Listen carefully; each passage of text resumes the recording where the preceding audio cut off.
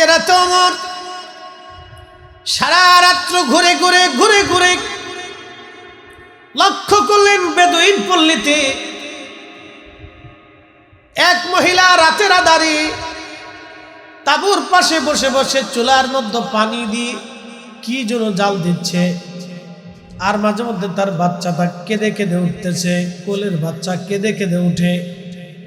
হযরত ওমর মহিলার কাছে যা বলেন, এ মহিলা, আল্লাহ তোমাকে রহম করুন, বাচ্চার কান্নার আওয়াজ আসলে আমি সহ্য করতে পারি না। তোমার বাচ্চাটা কেন কান্না করে, তুমি তারে থামাও, তুমি তারে দুগ্ধ পান করাও, তোমার বাচ্চাটা বারবার কাঁদে কেন? এই কথা বলে হযরত ওমর চলে গেলেন। কিছু দূর যাওয়ার পরে বাচ্চা আবার কেঁদে উঠছে। হযরত ওমর আবার ফিরে এসে বলেন, এ নারী, আল্লাহ তোমাকে মাফ করুন, তুমি কেন তোমার বাচ্চারে দুধ খাওয়াও না? তাড়াতাড়ি তুমি তাকে শান্ত করো। এই কথা বলে হযরত ওমর আবার চলে গেলেন। কিছু দূরে যাওয়ার পরে বাচ্চা আবার কেঁদে ফেলছে। হযরত ওমর এবার এসে মহিলাকে ধমক দিয়ে বলেন, হে নারী, তোমার কি আল্লাহর প্রতি কোনো ডর ভয় নাই? তুমি তোমার বাচ্চাটা কেন শান্ত করো না, কেন তারা দুধ খাওয়াও না? মহিলা বলতেছে, হে আল্লাহর বান্দা, তুমি কে বারবার আমাকে ডিস্টার্ব করো?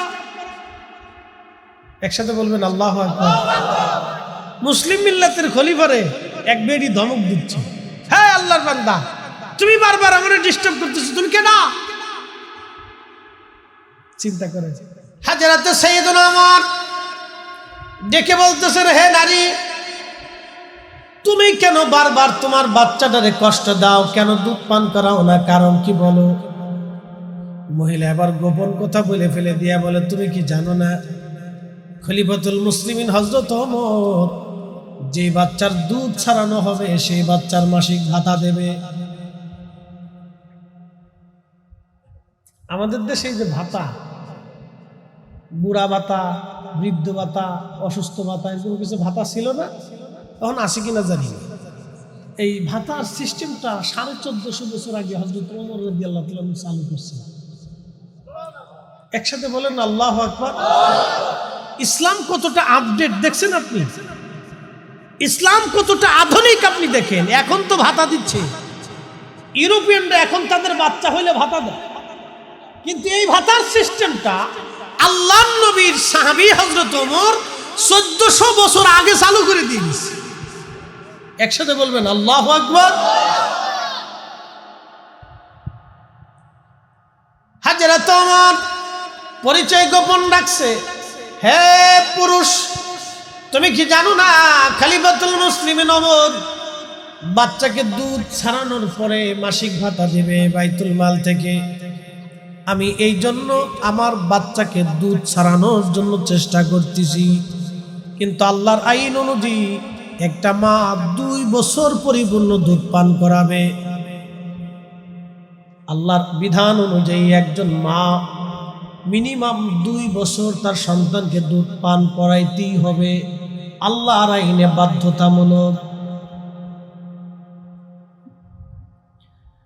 আল্লাহর বিধানে একজন মা 2 বছর তার বাচ্চাকে দুধ পান করাবে, কিন্তু মহিলা 2 বছর শেষ হওয়ার আগেই ওই যে মাসিক ভাতার কারণে তার বাচ্চার দুধ ছাড়িয়ে ফেলবে, এই জন্য বাচ্চারে খাওয়ায় না।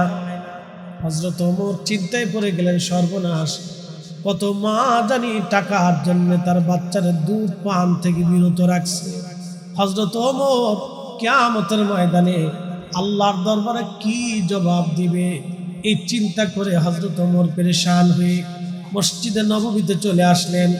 ফজরের নামাজ পড়াইতে লাগলেন, কিন্তু নামাজ পড়ান, কেরাত পড়ে আর কান্না করে, সেজদা দেয় কান্না করে, রুকু করে কান্না করে, কেরাত পড়ে কান্না করে, সেজদা দেয় কান্না করে, রুকু করে কান্না করে। এইভাবে ফজরের নামাজ শেষ হওয়ার পরে সাহাবীরা বললেন, ইয়া আমিরাল মুমিনিন, এইরকম নামাজ তো কখনো দেখি নাই, নামাজে এইভাবে আপনি কেন কান্না করতেছেন? আপনি কেরাত পড়েন, ডুকরিয়ে ডুকরিয়ে কান্না করেন, আপনি সেজদা দিচ্ছেন, ডুকরিয়ে ডুকরিয়ে কান্না করেন, কারণ কি? হযরত ওমর ডাক দিয়ে বলতেছে, সাহাবীরা রে, মেহশরের মাঠে ওমর কোন চেহারা নিয়ে আল্লাহর আদালতে দাঁড়াবে আজ? একসাথে বলবেন আল্লাহু আকবার। ওমর কোন চেহারা নিয়ে আল্লাহর আদালতে দাঁড়াবে? বলে কি হয়েছে আমিরুল মুমিনিন? হযরত ওমর বললেন, কালকে রাত্রিবেলা, আজ রাতে এক বিভৎস দৃশ্য আমি দেখে আজ ভয়ে বিহ্বল হয়েছি। একটা মা জোর করে তার বাচ্চারে দুধ ছাড়াচ্ছে, অথচ আমি বাচ্চার দুধ ছাড়ানোর উপরে আমি ভাতার ব্যবস্থা করেছি। না জানি ওমরের রাজ্যের সীমানার ভিতরে কত মা তার টাইম শেষ হওয়ার আগে বাচ্চাকে দুধ থেকে মাহরুম করে দিচ্ছে। কিয়ামতের ময়দানে আল্লাহ যদি আমাকে জিজ্ঞাসা করে, আমি ওমর এই হিসাব আল্লাহর দরবারে কেমনে দিব? আমি ওমর আজকে ঘোষণা দিলাম, বাচ্চা দুনিয়াতে জন্মগ্রহণ করার পরেই মুসলিম মিল্লাতের ভিতরে কোনো বাচ্চা যদি জন্ম নেয়, জন্ম নেওয়ার পর থেকেই ওই বাচ্চারে আমি ওমর ভরণ পোষণ দেব, তার মাসিক ভাতা দিয়ে দেব। একবার জোরে বলা যাবে কি আল্লাহু আকবার? জন্মের পরে এই জন্য আমি ওমর মাসিক ভাতা দিয়ে দিব, যাতে কোনো বাচ্চা দুধ পান করাইতে তার মা অবহেলা না করে, বাচ্চারে কষ্ট না দেয়। এমন শাসক যদি আমাদের দেশে হয়, একটা মুসলমান কেন, একটা মানুষেরও এই দেশে অধিকার বঞ্চিত হবে না। কথা বলেন ঠিক কিনা? রাসূলের দরবারে একজন সাহাবী ছিলেন, তার নাম সালমান ফারসি রাদিয়াল্লাহু আনহু। সালমান ফারসি ইন্তেকাল হয়ে যাবে, তো উনি শুয়ে শুয়ে খুব কান্না করতেছে। 250 বছর বয়স, একেবারে খুব বৃদ্ধ হয়ে গেছে। 250 বছর বাড়ির গেছে, কথা চামড়া একবারে ঝুলে গেছে, চুল দাড়িগুলি পেকে সাদা ঝুলঝুলে হয়ে গেছে। তখন তিনি ইরাকের গভর্নর, বুঝতে পারছেন, 250 বছরেও একজন গভর্নর, তার ব্রেন কি টাটকা ছিল। 250 বছরেও সে ইরাকের গভর্নর, তখনও ব্রেন কি টাটকা। ইন্তেকাল হয়ে যাচ্ছে, সে ইন্তেকাল করবে, তখন খুব কান্না করতেছে। তো সাহাবে কেরাম জিজ্ঞেস করলেন, হুজুর, আল্লাহ রসুল আপনাকে খুব আদর করতেন, আপনি সাহাবী রসুল এইভাবে কান্না করতেছেন, কারণ কি? তা বলতেছে, আমি আল্লাহর কাছে কিয়ামতের ময়দানে আমি রসুলের সামনে কি জবাব দিব? বলে, কেন, কি ভুল করছেন আপনি? বলে, ভুল তো না, আমার কত সম্পদ আজকে জমা হয়ে গেছে। বলে, কি সম্পদ জমা হয়েছে? বলে, আমার মাথার পাগড়ি, গায়ের জুব্বা, শরীরের আবা, একটা লাঠি, একটা পানির পিয়ালা, একটা খাবারের বাসন। একসাথে বলেন তো আল্লাহু আকবার। গুনে গুনে দেই, গুনে গুনে দিই কত পরিমাণে, কয় হাজার কোটি টাকার সম্পদ ছিল, বুঝলেন? 1 নম্বরে মাথার পাগড়ি, বুঝলেন? 1 নম্বরে মাথার পাগড়ি, 2 নম্বরে গায়ের জুব্বা, 3 নম্বরে আবা। আবা চিনছেন তো, যে জুব্বার উপরে যেটা আমরা গায়ে দিই, আরবরাদের এটা জাতীয় পোশাক, তারা এটা সম্মানের পোশাক হিসেবে ব্যবহার করে, আবা। 3 নম্বরে আবা। 4 নম্বরে একটা কাঠের লাঠি, কয় হাজার টাকা দাম। বাংলাদেশে ওই লাঠি ফাউ পাওয়া যায়, কথা ঠিক কিনা? ফাউ পাওয়া যায়, একটা বাঁশ কুটিতে বানালি হয়ে যায়। একটা কাঠের লাঠি, আর একটা কাঠ দিয়ে বানানো পানির পিয়ালা, একটা কাঠ দিয়ে বানানো পানির পিয়ালা, আর একটা হলো কাঠের বাসন, যে বাসন উনি খাবার খাইতেন, 6টা।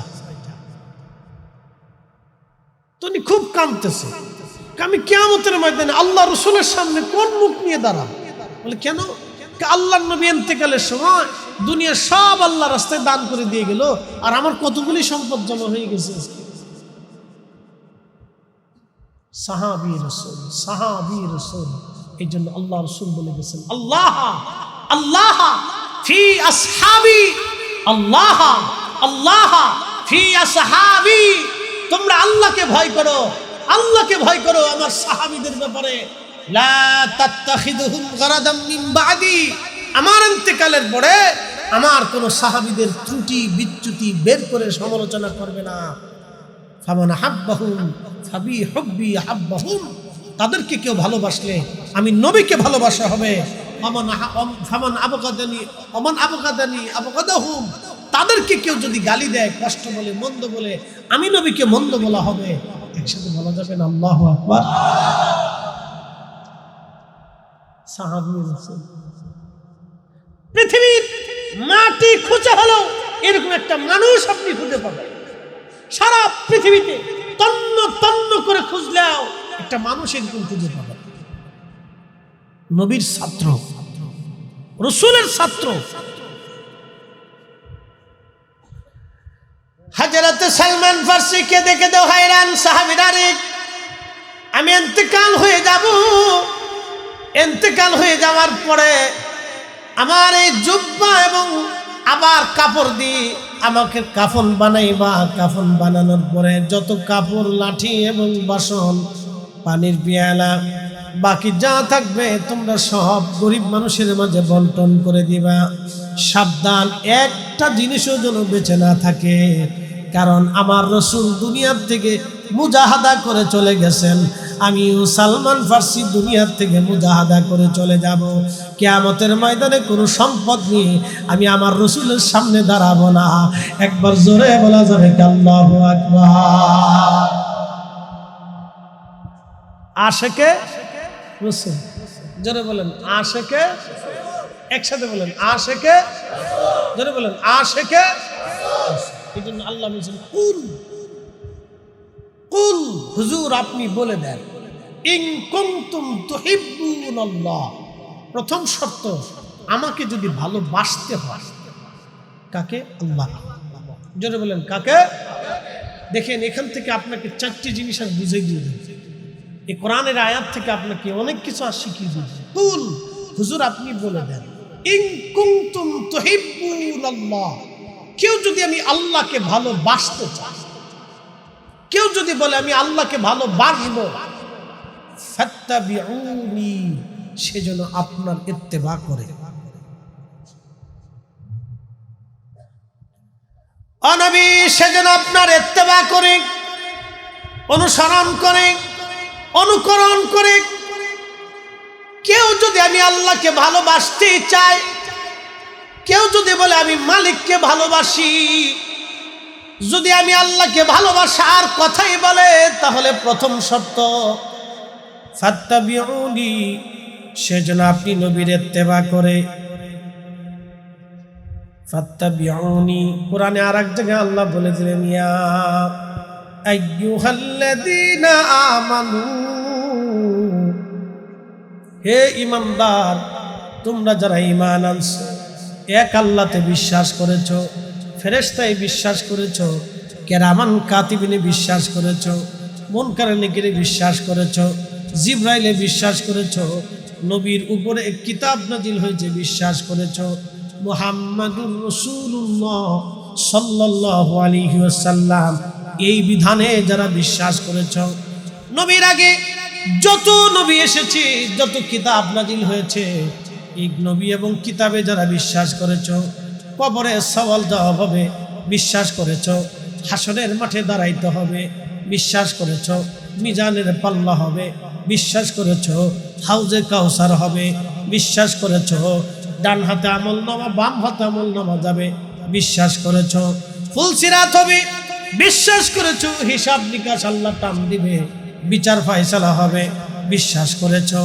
জান্নাত জাহান্নাম হবে বিশ্বাস করেছো। তোমরা যারা শুনে নাও, আতিউল্লাহ, আমি আল্লাহর ইত্তেবা করবা, আমি আল্লাহকে অনুসরণ করবা, করার সাথে সাথে ওয়া আতিউর রাসূল, আমার রাসূলের অনুসরণ করবা, আমার নবীর অনুসরণ করবা।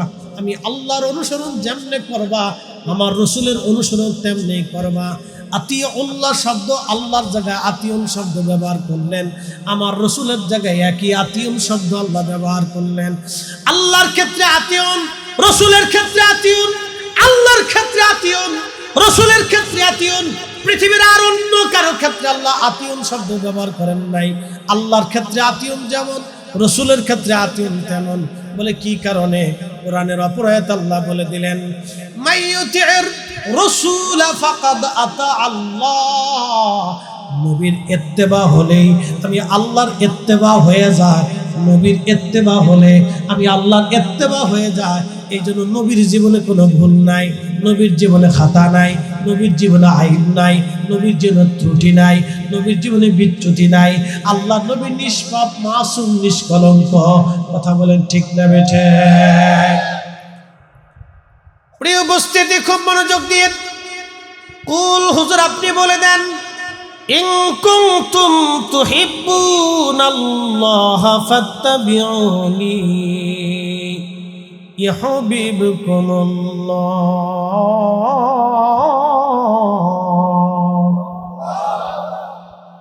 হুজুর আপনি বলে দেন, কেউ যদি আমি আল্লাহকে ভালোবাসতে চায়, সে যেন আপনি নবীর ইত্তেবা করে সুন্নতে রসুল যেন সে মেনে মেনে মেনে মেনে মেনে মেনে চলে।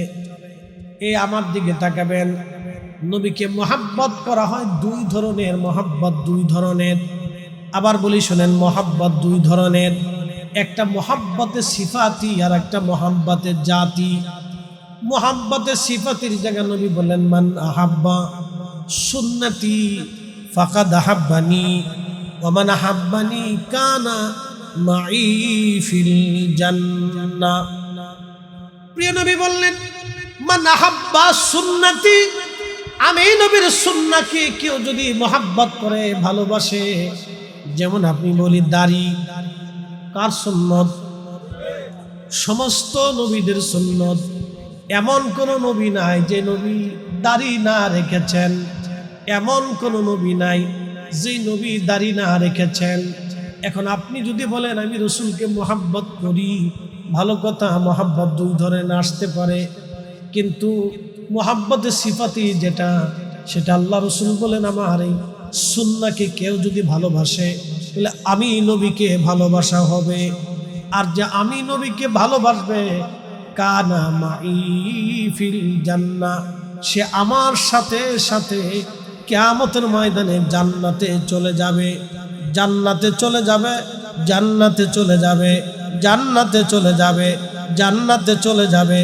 আমি নবীর সাথেই সে জান্নাতে চলে যাবে, আমি নবীর সাথে জান্নাতে চলে যাবে। একসাথে বলেন না সুবহানাল্লাহ। কি দামি কথা! নবীজির সুন্নতকে কেউ যদি ভালোবাসে, রসুলের সাথে সে জান্নাতে চলে যাবে। আল্লাহ রসুল আরো বললেন, ফিতনা ফাসাদের জমানাতে, মুসিবতের জমানাতে কেউ যদি আমার একটা সুন্নতকে পালন করে, আমার হারিয়ে যাওয়া একটা সুন্নাহকে কেউ যদি আমল করে, নবী বললেন আল্লাহ রাব্বুল আলামিন তার আমল নামায় 100 শহীদের নেকি তার আমল নামায় লিখে দেবে। কি দামি কথা! রসুলের ইত্তেবা এত বড় দামি। আল্লাহ নিজের জবানে, কুদরতি জবানে, পবিত্র জবানে আল্লাহ বলে দেন, নবী মানলে আল্লাহ মানা হয়, রসুল মানলে আল্লাহ মানা হয়, নবী মানলে আল্লাহ মানা হয়ে যায়। নবী মানলে কাকে মানা হয়? নবী মানলে কাকে মানা হয়? নবী ভালোবাসলে কাকে ভালোবাসা হয়? নবীর ইত্তেবা হলে কাকে মহাব্বত করা হয়? তাহলে রসুলের জীবনে কোনো দোষ, আইব, ত্রুটি, খাতা, বিচ্যুতি, একবারে নিষ্পাপ, নিষ্কলঙ্ক, চুল পরিমাণে যার শরীরে কোনো দাগ নেই। কতক্ষণ ঠিক কিনা? এই মাসালা আপনাকে বুঝতে হবে। এখানে ওটা আকীদার মাসালা, তো খুব মনোযোগ দিয়ে। আল্লাহর নবী মোহাব্বত দুই ধরনের, একটা সিফাতি মোহাব্বত হলো অনুসরণীয় মোহাব্বত, আর একটা মোহাব্বত আছে হলো জাতি মোহাব্বত। কি? আল্লাহর নবী তার ব্যাপারে সহিহ বুখারীতে বললেন, লা ইউমিন, ঈমানের স্বাদ তোমরা নিতে পারবা না, ঈমানদার হবা না, হাত্তা আকুনা আহাব্বা ইলাইহি মিন ওয়ালিদিহি ওয়া ওয়ালাদিহি ওয়ান নাসি আজমাইন। ও আমার উম্মত, তোমরা ঈমানের স্বাদ নিতেই পারবা না, ঈমানের স্বাদ কখনোই পাবা না যদি তুমি তোমার সন্তান, সন্ততি, স্ত্রী, পুত্র, পরিজন, দুনিয়ার সব কিছুর চাইতে যদি আমি নবীকে প্রাধান্য না দাও, ততক্ষণ পর্যন্ত ঈমানের স্বাদ তুমি নিতে পারবা না। খুব মনোযোগ দিয়েন। আপনার ছেলেটা ধরেন একটা মেয়েকে ধর্ষণ করলো এবং তাকে হত্যা করলো। আমার দিকে তাকান। আপনার একটা ছেলে একটা মেয়েকে ধর্ষণ করলো এবং তাকে হত্যা করে ফেললো।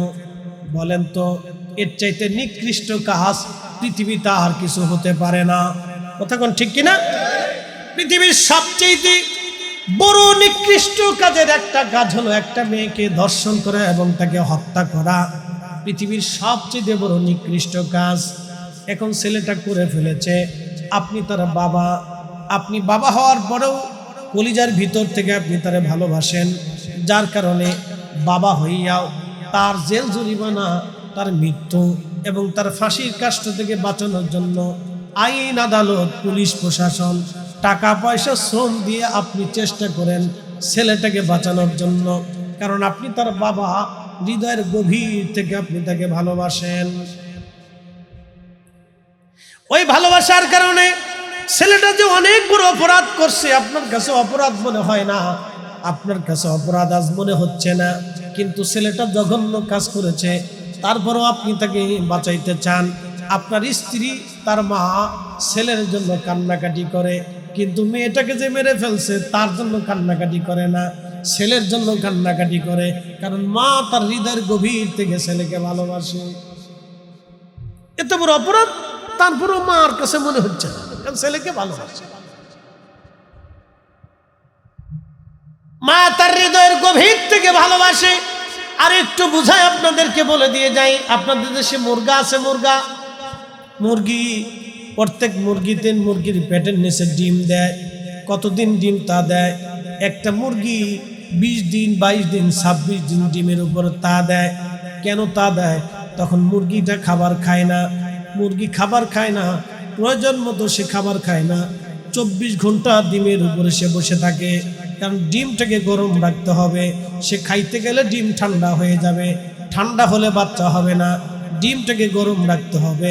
মুরগিটা ডিমটাকে গরম রাখতে যাইয়া খাওয়া দাওয়া ছেড়ে দেয়, ওই মুরগা ডিমের উপরে সে বসে থাকে, কারণ মুরগি মা হতে চায়, সে বাচ্চা দিবে, বাচ্চা ফোটাবে।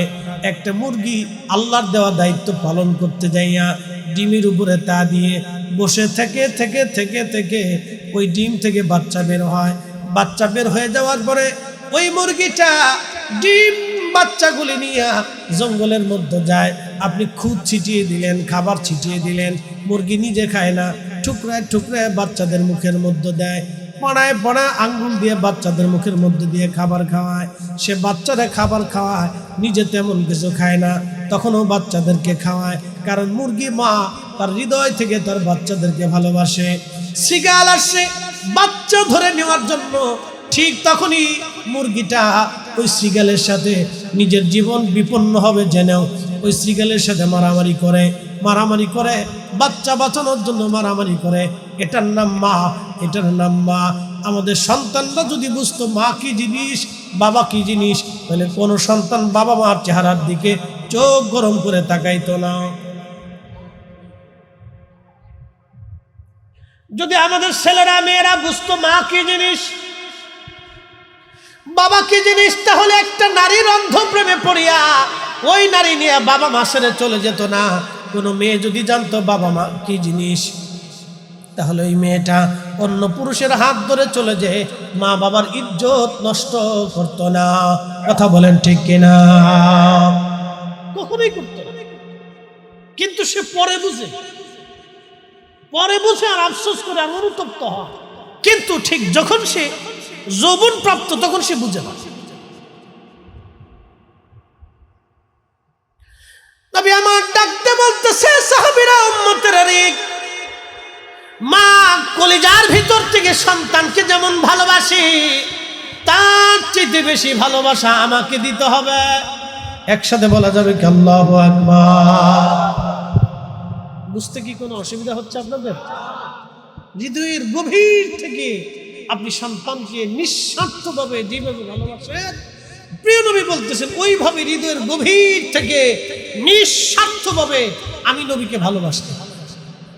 এটা হচ্ছে জাতি মোহাব্বত। কি মোহাব্বত? মোহাব্বতে জাতি। এই মোহাব্বতে জাতি আপনাকে বুঝেন। মনোযোগ দিয়ে। পৃথিবীতে আল্লাহ রসুলের সুঘ্রাণ এখনো দুইটা জায়গা পাওয়া যায়। পৃথিবীতে আল্লাহর নবীর সুঘ্রাণ এখনো পৃথিবীতে দুইটি স্থানে পাওয়া যায়। একটা হলো বাইতুল আকসা, বাইতুল আকসাতে, যেখানে আল্লাহর নবী মেরাজ শেষ করে যে পাথরের উপরে কদম রাখছিল, এখনো সেই পাথরটা আছে, এখনো সেই পাথরটা সংরক্ষিত আছে, ওখানেই আছে। প্রিয় নবী সমস্ত নবীদের ইমামতি শেষে বের হয়ে যাচ্ছে, এমন সময় একটা পাথর নবীকে সালাম দিচ্ছে, আসসালাতু আসসালামু আলাইকা ইয়া রাসূলুল্লাহ। নবীজি জবাব দিলেন, পাথর কেন তুমি সালাম দাও? বলে, ইয়া রাসূলুল্লাহ, সালাম আমি দিচ্ছি 1400 বছর ধরে আপনি নবীর অপেক্ষায় আমি দাঁড়ানো। একসাথে বলবেন সুবহানাল্লাহ। কত বছর ধরে দাঁড়ানো? এই জিম দিছে কি? জিম দিবেন না, কারণ পরিশ্রমী মানুষ আপনারা। সাধারণত রাত 10টার পরে আপনাদের ঘুম এসে যায়, এটা স্বাভাবিক, আসবি। আর আমার ওয়াজ হলো মিষ্টি, বেশি মিষ্টি হলে ডায়াবেটিস হয়। কি কথা ঠিক কিনা? বেশি মিষ্টি হলে ডায়াবেটিস হয়, মানে বেশি মিষ্টি খাইলে আপনার ঘুম আসবে। এই জন্য যারা বেশি মিষ্টি খায় তাদের ব্রেন ভালো থাকে। মিষ্টি খাইতে হয়, একবারে না খেলে চলে না। বাচ্চাদেরকে মিষ্টি খাওয়াবেন, মিষ্টি খাইলে ব্রেন প্রশস্ত হয়, ঠান্ডা থাকে, মিষ্টিতে ব্রেন ঠান্ডা থাকে। এই জন্য আমার ওয়াজ মিষ্টি, তো আমার ওয়াজে ব্রেন ঠান্ডা হয়ে যায়। এই জন্য বেশি রাত্রে আমার ওয়াজ হয় না, আমার ওয়াজ হলো কম রাত্রে, বেশি রাত্রে ওয়াজ হয় না। বেশি রাত্রে ওয়াজ শুনে মজা পায় না, ঘুম এসে যায়, জিভ এসে যায়। একসাথে বলেন আল্লাহু আকবার, নারে তাকবীর। এই ফুলাপান বসে যাও, বাচ্চা কাচ্চারা বসে যাও, তোমাদের প্রধান অতিথি সামনে আসতেছে, চিন্তার কারণে তোমরা এসে যাও। বুঝেন নাই? প্রধান অতিথি তাবারক শাহ, ওরা সার্ভিসে ঘুরতেছে খালি উডের লেগে, ওরা কি আমার ওজন লেগে আইছে? বুঝি তো তাবারক শাহ, ওরা তাবারক শাহ মরিদ, ওরা চিন্তা করতেছে হুজুর মরে নাকি, তাহলে আমরা তাবারক পেয়ে যাবো। তোরা আয় আব্বা, আয়, চলে চলে চলে চলে চলে চলে, বাইরে থাকিস না, আনলে পরে আইস যা। আমরা যখন ক্যাম করবো তখন আইস যা, তখন আইস না, যা।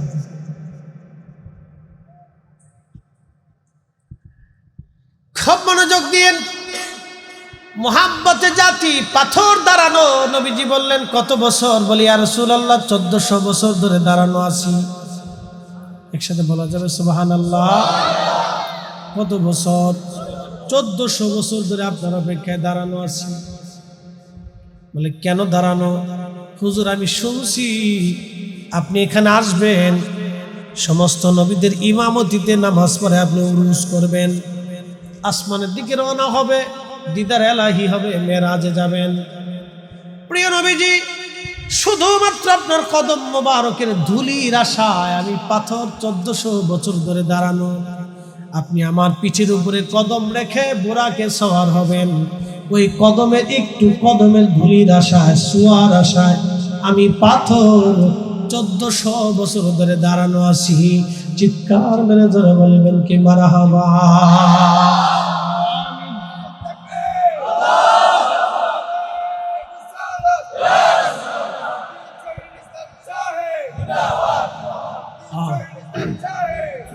আমি যদি আরব হতাম, মদিনারি পথ, সেই পথ দিয়ে হেঁটে যাইতেন নূর নবী হযরত,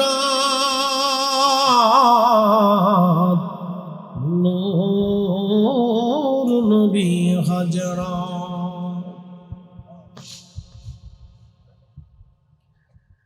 চান্দপুরবাসী, কসবার মুসলমান, পাথর নবীর অপেক্ষায় দাঁড়ানো। নবীজি বলেন, পাথর তোমার আবেদন মঞ্জুর, কদম মুবারক রাখবে। আল্লাহ ডাক দিলেন, পাথর নরম হয়ে যাও। আমি আমার রসুলকে সসম্মানে দাওয়াত করেছি, নরম হয়ে যাও। সাথে সাথে পাথর তোলার মতো নরম, মোমের মতো নরম হয়ে গেল। নবীজি কদম মোবারক রাখলেন, ডান পায়ের কদমের ছাপ দেখবেন, কদম মোবারক রাখলেন, সাথে সাথে পা মোবারকের দাগ বসে গেল। পৃথিবীতে দুইটা পাথরে দুইজন মানুষের কদমের ছাপ আছে, একটা মাকাম ইব্রাহিম, সাইয়্যিদুনা ইব্রাহিম আলাইহিস সালামের কদমের ছাপ, আর এই বাইতুল আকসাতে গেলে আমার নবীর কদমের ছাপ আপনি পাবেন। দুইটা কদমের ছাপ দুইটা পাথরে লেগে আছে। কিন্তু আপনি আশ্চর্য হবেন, ওই পাথর থেকে 1450 বছর পরে কোনো আতর লাগানো লাগে না। নবীজির কদমের ছাপ লাগার কারণে পাথরের ভিতর থেকে অটোমেটিক আল্লাহর বেহেশতের ঘ্রাণ আসতে থাকে। না না, একসাথে বলেন আল্লাহু আকবার। নবী নবী নবী নবী নবী, ঠিক একই রকম ঘ্রাণ আপনি আর একটা জায়গা খুঁজে পাবেন, সেই জায়গার নাম হচ্ছে জাবাল উহুদ। দুনিয়াতে যদি আপনি জান্নাতের পাহাড় দেখতে চান তাহলে উহুদের দিকে তাকাবেন। সহিহ বুখারীতে নবী বললেন, আমার উম্মতেরা, আমি উহুদ আমাকে ভালোবাসি, আমি নবী উহুদকে ভালোবাসি। আলা বাবিন মিন আবওয়াবিল জান্নাহ, উহুদ হলো জান্নাতের একটা পাহাড়। তোমরা জান্নাতে ঢোকার সঙ্গে সঙ্গে আমার উহুদকে জান্নাতের দরজার পাশেই পাবা। আল্লাহ তাকে জান্নাতের দরজার পাশে রেখে দিবে। জান্নাতীরা ঢোকার সময় দেখবে জাবালে উহুদ, জাবালে উহুদ, জাবালে উহুদ, কারণ উহুদ আমি নবীকে ভালোবাসে। একবার জোরে বলা যাবে আল্লাহু আকবার। এই মহব্বত হলো মহব্বতের জাতি, মহব্বতের জাতি, খাস মহব্বত। পাথর ভালোবেসেছিল মহব্বতের জাতি, কদমের ছাপ লেগে আসে। উহুদ ভালোবাসছে মহব্বতের জাতি, এখনো উহুদ থেকে সুঘ্রাণ আসে। বলে হুজুর প্রমাণ কি? প্রমাণ আপনাদের সামনে যিনি বক্তা তিনি নিজে। আমি এই বছর হজ শেষ করে মদিনার থেকে ফিরে আসব, মাত্র একদিন সময় হাতে আছে আমার। আমার মন শুধু বারবার কাঁদতেছে, আমি উহুদে যাব। দিনেও গেছি একবার, উমরাতে যাও উহুদে গেছি, দিনে এবার উহুদের উপরে উঠছি, পাথর নিয়ে আসছে, উহুদের পাথর। আমার সাথে ওই যে বিশ্বনাথ আলিয়া কামিল মাদ্রাসার প্রিন্সিপাল ছিলেন এবং আমাদের সাথে আরেকজন ভাইস প্রিন্সিপাল ছিলেন ফেন্সিগঞ্জ কামিল মাদ্রাসার। দুজন বড় বড় আলেম আমার সঙ্গে একসঙ্গে হজ করেছি, একই রুমের মধ্যে দেখেছি। প্রিন্সিপাল সাহেব আমাকে নিয়ে গেলেন, ফরিদি সাহেব চলেন উহুদে গেলাম, উহুদের পাথর নিয়ে আসলাম। বললাম হুজুর কেন পাথর নিব? উনি বললেন, বেটা পাথর এই জন্য নিব, এটা জান্নাতের পাহাড়, জান্নাতের পাথর। আল্লাহর নবী এই পাহাড়কে ভালোবাসতেন, পাহাড় নবীকে ভালোবাসত। এই জন্য রসুলের ভালোবাসার নিদর্শন কয়েক টুকরা পাথর বাড়ি নিয়ে যায়, এটা দেখবো, কারণ এই পাথর নবীকে ভালোবাসত আর নবী পাথরকে ভালোবাসত। একবার জোরে বলা যাবে কে মারহাবা। দিনে গেছি, আবার আমার মন চাইছে আমি একটু রাত্রে যাবো। তা রাত্রে গেছি আমরা 5-6 জন আলিম একসাথে, একজন লন্ডনীয় ছিল। 5-6 জন আলিম একসাথে গেলাম রাত্রে। আল্লাহর কসম করে বলতেছি, যার হাতে আমার জীবন এবং মৃত্যু, ওনার ইশারাতে আমার ক্ষমা, সে রবের কসম করতেছি, আল্লাহু আকবার। আমরা 5-6 জন যখন নবীজি যেই পাথরের ফাঁকা জায়গাতে বিশ্রাম করছিলেন দন্ত মোবারক শহীদ হওয়ার পর রাত্রিবেলা, ঠিক ওইখান থেকে এমন সুঘ্রাণ আসে যে বাইতুল আকসাতে পাথরের যে ঘ্রাণ, এইখানে সেম একই রকম ঘ্রাণ। পৃথিবীর কোনো আতরের সাথে ঘ্রাণের কোনো মিল হবে। আল্লাহু আকবার। আমরা কয়েক ঘন্টা বসেছিলাম ওখানে, সিমেন্ট দিয়ে লাগাই দিয়েছে যাতে ভিতরে ঢুকতে না পারে। নিচে তার কাটার বেড়া, এই তার কাটা মানুষ কেটে ফেলছে ভিতরে ঢুকার জন্য। তো ভাগ্য বলে এই বছর তার কাটা ছিল, আমরা ভিতরে ঢুকছি কাটা দিয়ে। মাঝে মধ্যে পুলিশে গার্ড দেয়, কিন্তু রাত্রিবেলা পলায় ঢুকছি না, পুলিশের টের হয়েছে। পুলিশের সব ফাঁকি দিয়ে ঢুকছি। চিন্তা করলাম জাতি হবে আজকে ওই জায়গা যাবো। আল্লাহ, আমার জীবনের শ্রেষ্ঠ অর্জনের একটা অর্জন। ওইখানে গেলাম, এত সুঘ্রাণ আসতেছিল। তো ওই যে সিমেন্ট দিয়ে ওই জায়গাটা যেখানে আল্লাহ রসুল বিশ্রাম করছেন ওই জায়গাটা ঘিরে রাখে, যাতে কেউ ঢুকতে না পারে।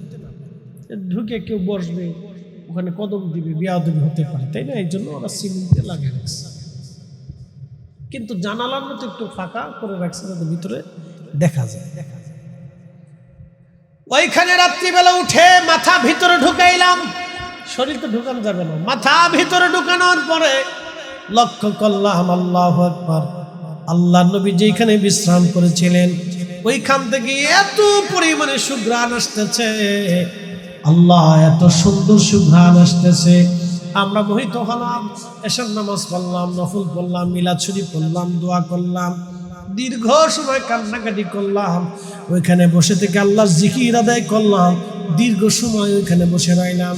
চিন্তা করলাম আর কোনোদিন সুযোগ নাও আসতে পারে, এই সুযোগ আর হাতছাড়া করা যাবে না, কারণ এখনই জান্নাতের ঘেরান 1450 বছর পরে আমার রসুলের কারণে এখান থেকে জান্নাতের ঘেরান আসে, দোয়া কবুলাতের জায়গা, এখান থেকে আজ ফিরা যাবে না।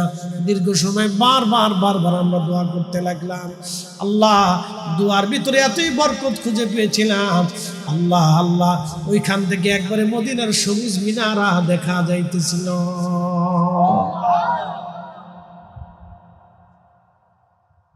এখনো সেই গ্রাম আছে, যদি নসিবে হয় এখনো সেই গ্রাম আছে, দুইটা জায়গা আল্লাহ রসুলের গ্রাম।